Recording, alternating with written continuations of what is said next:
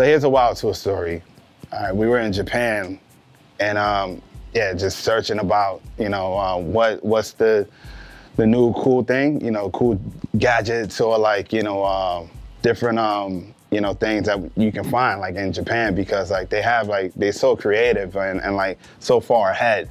So we just went into this general shop, and the most randomest thing happened was, Raida, he just went up, he put on a horse mask, he was like, yo, E. He just paused with like the horse face. And yeah, I just bust out laughing. I was like, yo, that's you.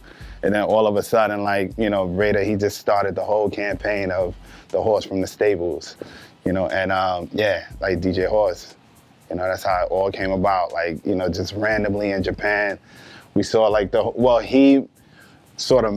mask, he put it on his head, and he looked at me, I just bust out, and I was like, yo, this is it, man. You just ran with it. Horse from the stables.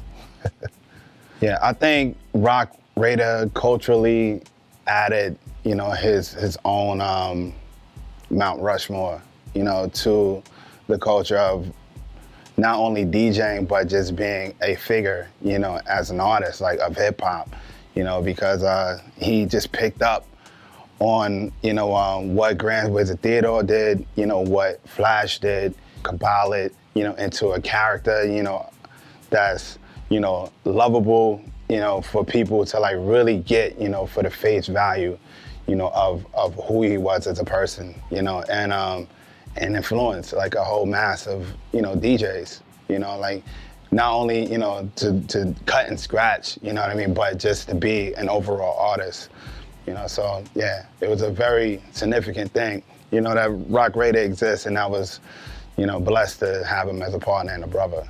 With me and Raida, like we did a lot of, routines like together, we practiced, and, along with the rest of the crew too as well, but, like we will do like different rotations of, going back and forth and beat juggling, and like one day, the mixer just like fell, like right in the middle of nowhere, like during a festival, and like right in the middle, of the set, like it just like totally disappeared.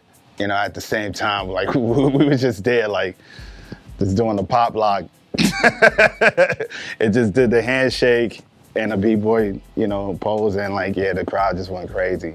And then that's when either Sinister or Rob would like pick up, where we came off. So yeah, it was, yeah, man, a lot of good moments, that happened like with the X-Ecutioners, a lot of growing, like as men, that we definitely came up, together, and yeah, it was definitely the best thing that, could have ever happened, for me, like, personally, as my career.